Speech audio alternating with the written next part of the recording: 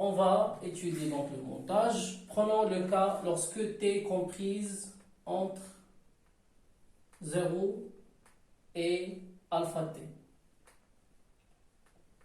C'est bon. Lorsque alpha est comprise entre 0 et alpha t, quel est l'état du transistor bipolaire? Le transistor bipolaire, donc, il est attaqué avec VH. C'est bon. On a VH, il est à son état haut. Ce qui permet de créer, donc, à travers la résistance R, la résistance de polarisation du transistor bipolaire, ce qui va permettre de créer un courant IB. Donc, ce courant IB, il va saturer votre transistor T. C'est bon. Donc, on aura T et conducteur. T et conducteur. C'est-à-dire, il se ressemble à un circuit fermé. C'est bon? Donc, voilà, donc, on a T et les conducteurs. Donc, vous avez votre source continue. Donc, ça, c'est T.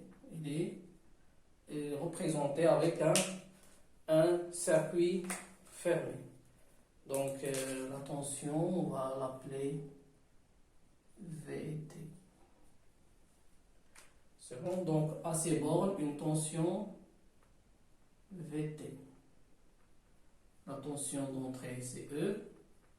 Et à propos de l'état de la diode, voilà.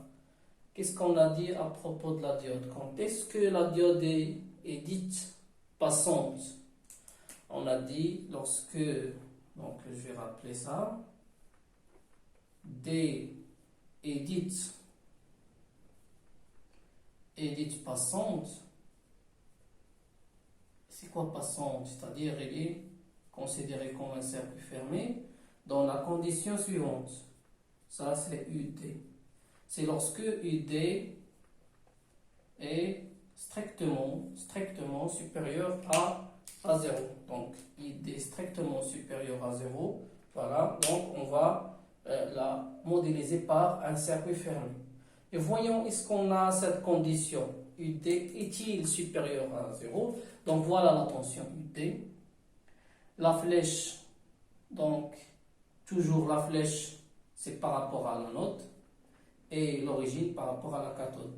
Donc notre anode est ici et la cathode est là. C'est bon? Donc qu'est-ce qu'on a dit? UD est égal à quoi? UD égal à V anode moins V cathode. Donc V anode c'est quoi? C'est la masse. V anode est égal à 0 volts. C'est bon? V anode c'est la masse. C'est 0 volts. Voilà. Donc, est égal à 0 volts. Moins quoi? Moins le potentiel au cathode. Donc, déjà, donc, on a le transistor, il est considéré comme un circuit fermé. Donc, automatiquement, il va ramener le potentiel de votre alimentation vers la cathode. C'est un circuit fermé. Donc, qu'est-ce qu'on a ici? On a E. Hein? Voilà, donc K est égal à E. Voilà, c'est bon. Et finalement, on a UD est égal à moins E. Ça, c'est négatif. Et ça, c'est la condition de blocage. Ce n'est pas la condition de saturation. Donc notre diode ne vérifie pas UD supérieur à 0. Il ne va pas être passant, il sera bloqué. C'est bon? La condition de blocage, c'est là où vous avez UD, la condition de blocage, UD inférieur ou égal à 0. C'est bon? Donc ça, c'est notre résultat. On a UD inférieur à 0. Automatiquement, notre diode sera bloqué. C'est quoi bloqué? Donc, il est considéré comme un circuit fermé. Un circuit ouvert. C'est bon? Et voilà, donc je vais représenter je vais mettre ça. Donc, on a aussi, on a UD est strictement inférieur ou égal à 0, puisque V cathode est supérieur à V anode. Et déjà, on a discuté ça, puisque V cathode qui est égal à E est supérieur à V anode qui est égal à 0. Donc, automatiquement, D est bloqué. Et c'est quoi bloqué? C'est un circuit ouvert. Voilà, notre circuit. Ça, c'est D. C'est bon? Et le reste de votre montage, la bobine et la charge. Voilà. Charge. Donc là, c'est notre courant de charge. IC. Notre tension UC.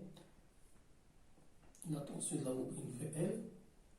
Et finalement, voilà.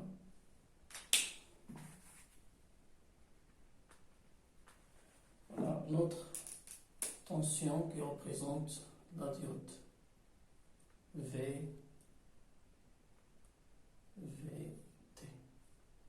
ou bien UT. Ça, c'est UT.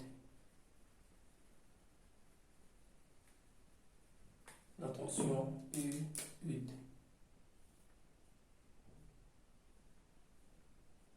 Voilà. C'est bon? Aussi donc représenter le courant d'entrée UI par exemple.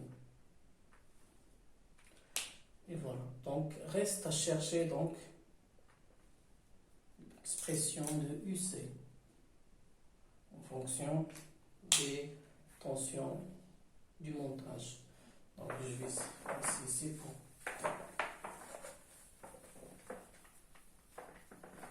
compléter l'étude. Voilà. Donc quelle est la valeur de VT?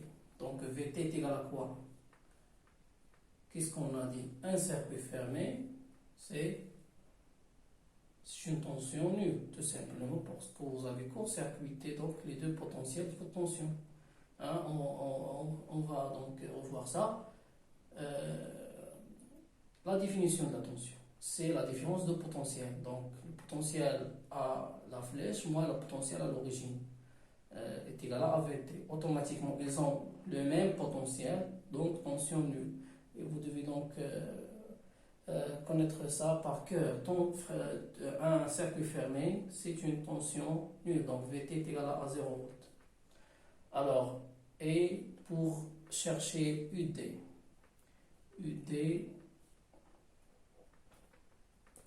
est égal à quoi? On peut donc utiliser la loi des mailles pour chercher UD. Donc UD moins E moins VT égale à 0. Donc automatiquement UD est égal à moins E. C'est bon? Ou bien je vais faire donc la maille comme il faut. Donc je choisis donc le sens. Je vais commencer par ici. Donc UD plus E moins VT est égal à, donc, est égal à 0. Je ferme donc la maille. Hein, est égal à 0. Voilà. Donc, je vais supprimer VT tout simplement parce qu'il est à 0. Donc, est égal à 0.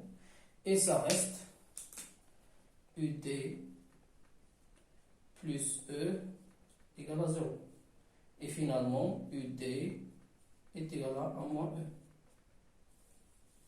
C'est bon? Donc UD est égal à moins E. Voilà.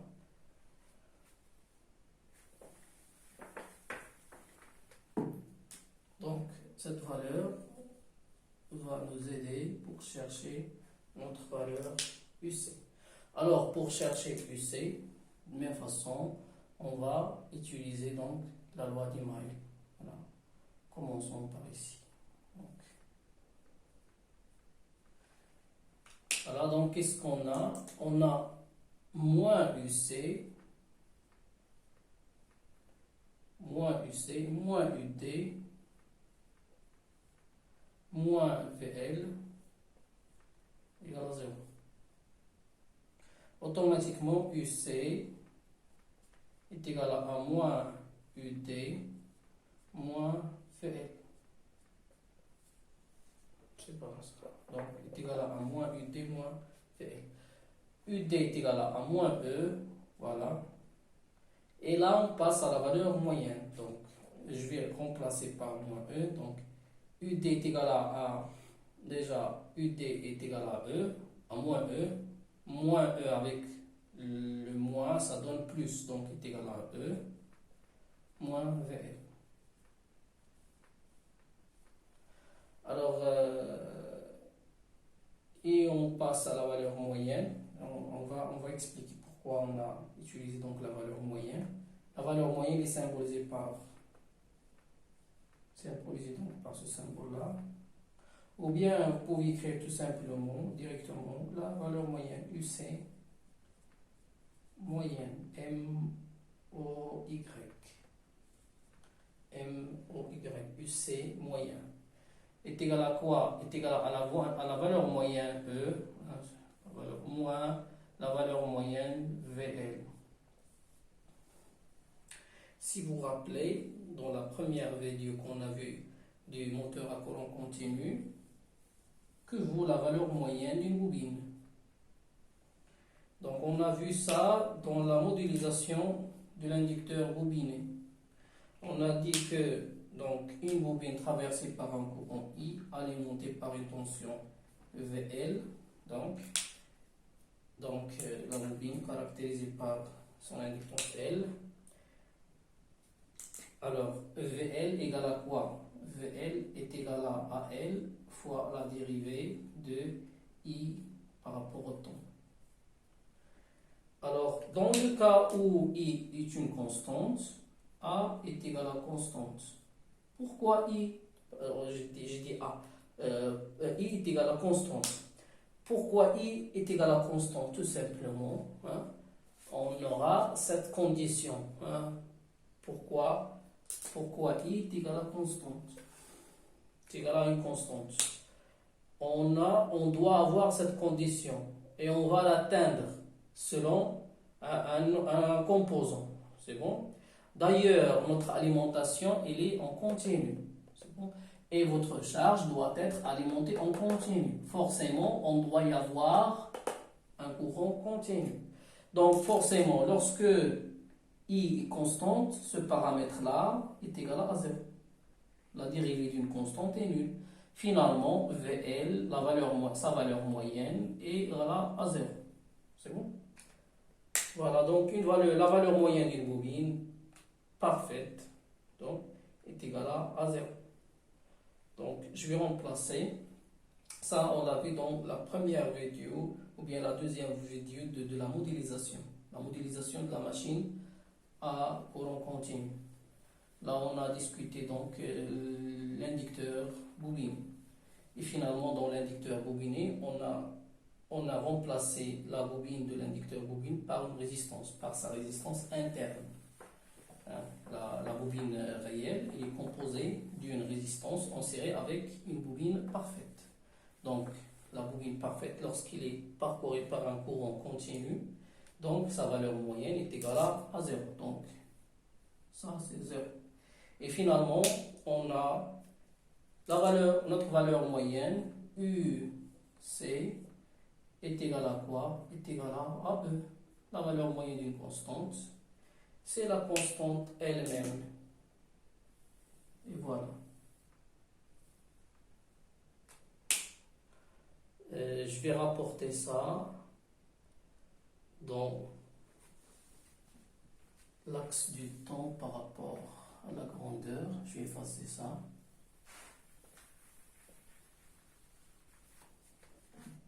Donc je vais représenter l'allure de notre tension.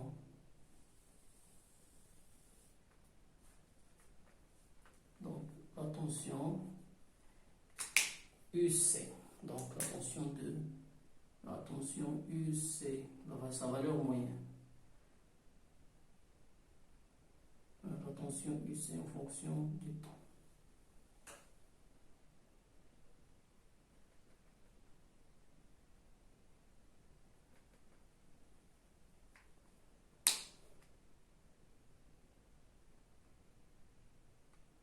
C'est bon. Donc, lorsque t est comprise entre 0 et alpha t, on est là. T est comprise entre 0 et alpha t. Donc, on est dans l'état logique O. On est dans l'état logique O. Donc, t est comprise entre 0 et alpha t. C'est bon? Résultat, UC est égal à E. C'est bon? UC est égal à E. Je vais représenter donc par E. Donc, ça, c'est E. C'est bon? Et voilà donc l'étude du premier intervalle. On passe à l'étude du deuxième intervalle, à savoir t comprise entre alpha t et t. Voilà, j'efface donc ça.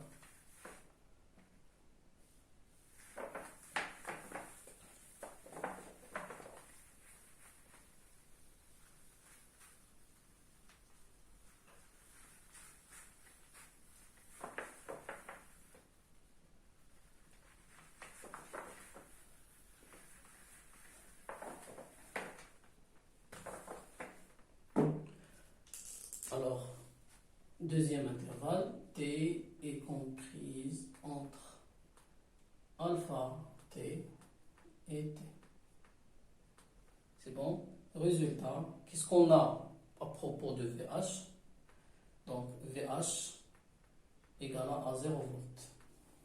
Voilà notre condition. La commande extérieure est distribuée, donc elle distribue un ordre qui est nul. Donc, la valeur de VH égale à 0. Qu'est-ce qu'on peut conclure à propos du courant IB? Donc, il n'y a pas un courant suffisant pour saturer votre transistor.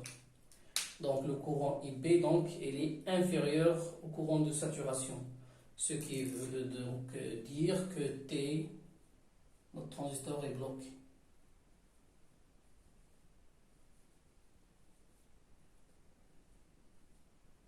Donc, le transistor est bloqué. Donc, on peut modéliser ça. Donc, vous avez donc la source de votre entrée, la source continue E,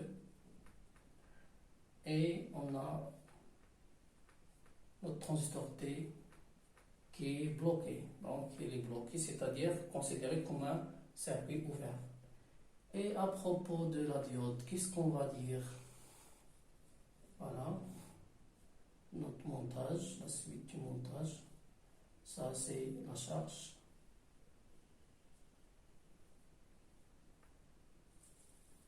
Et voilà. Donc, la diode est-il bloquée ou bien saturée? C'est bon? À propos de la diode, qu'est-ce qu'on aura? Donc, ici, qu'est-ce que vous avez? Donc, l'interrupteur T, donc, il interdit à la source de ramener son potentiel à la diode. C'est bon? Donc, et voilà, il y a une autre remarque aussi. Donc, le courant, il circule, il charge, il va circuler dans ce sens. Et il charge, il est positif. Qu'est-ce qu'il rencontre? Il va rencontrer la note. Et déjà, donc, la source, elle est séparée. Donc, parce que donc, l'interrupteur, il est ouvert. C'est bon, donc le courant, il ne va pas prendre ce chemin-là. Parce que simplement, on a donc la source et elle est interrompue tout simplement parce que T il est bloqué. C'est un circuit ouvert. Donc, le courant qui circule ici, c'est 0. Donc, I égale à 0. Automatiquement, le courant il va choisir ce sens puisqu'il est positif. Donc, ici, il est positif. Ici, donc, il est positif. Voilà. Alors, il va prendre le chemin de la note. Tout simplement parce qu'on n'a pas la condition UVD inférieur à 0. Ça, c'est VD. On n'a pas cette condition qu'on a vue tout à l'heure. VD n'est pas inférieur à 0. Tout simplement parce que notre cathode, dans la cathode, n'est pas liée à la borne de l'alimentation. Donc, le transistor a séparé donc la borne de l'alimentation à la cathode. Deuxième chose, courant il est positif. Déjà, notre charge a fonctionné pendant l'intervalle de 0 à alpha t. Donc, notre charge, donc, il est plein de courant. Donc, la bobine et notre charge, il était alimenté. Donc, l'instant suivant, le courant essaie de se décharger. Il va se décharger à travers quoi? À travers l'alimentation? Non, déjà, l'interrupteur électronique, le transistor bipolaire, interdit ça, puisqu'il est bloqué, c'est-à-dire courant nul. Donc, automatiquement, il va prendre le chemin de la diode et on aura notre diode qui est passante. Forcément, VT sera positif. C'est bon? Donc, on a eu l'état de la diode, on a atteint l'état de la diode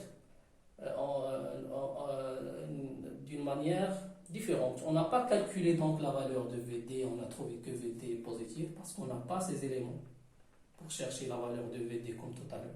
On a donc on a analysé ça selon l'état du voltage. Alors voilà, donc finalement, deuxième point,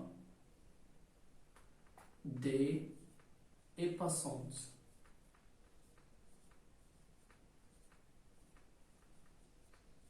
C'est-à-dire il est considéré comme un circuit fermé. Voilà, donc ici c'est la représentation de la tension de votre interrupteur électronique. Là c'est UC, la tension de charge, et là c'est VL. Et on va essayer donc de déterminer l'expression de UC.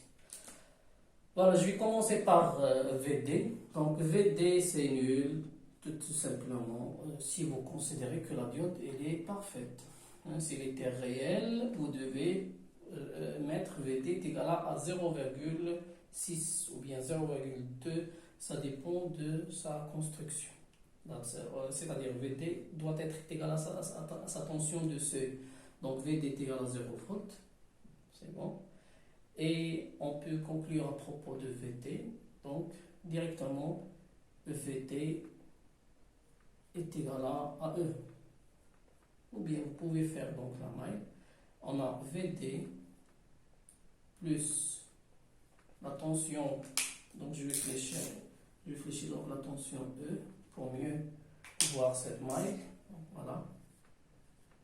VD plus E moins VT égale à 0. Automatiquement VT est égal à quoi? À VD plus E. Or, qu'est-ce qu'on a? VD égale à 0. Donc ça c'est nul. Et on conclut que VT est égal à quoi? Est égal à E. C'est bon? Donc VT est égal à E. Voilà. Et voilà, et je vais donc chercher la tension UC de la même façon qu'on a vu dans la première étude. Voilà, je vais choisir donc un sens. Voilà, par exemple, ce sens-là, je vais commencer par ici. Voilà, UC plus VL plus VD est égal à 0. Et voilà, donc GVD est nul. VD est égal à 0, tout simplement parce que la diode est considérée comme diode passante. Donc sa tension est nulle, si vous le considérez comme une diode parfaite, bien sûr. Et on a aussi donc VL égale à 0, tout simplement parce que notre courant est considéré comme un circuit, il est considéré comme un courant constant, donc il circule dans la bobine, sa tension est égale à 0. Et finalement, UC égale à quoi? À 0 volt. Voilà, UC est égal à 0 volts. Et on va remplacer par 0 volts. Voilà. Ça, c'est la suite de l'intervalle. C'est entre alpha t et t. Donc, entre alpha t et t, on a VH est nul. Qu'est-ce qu'on conclut à propos de la tension de sortie? On sait donc elle est nulle. Donc, et on peut conclure à propos de la suite. Bien sûr, on a un signal périodique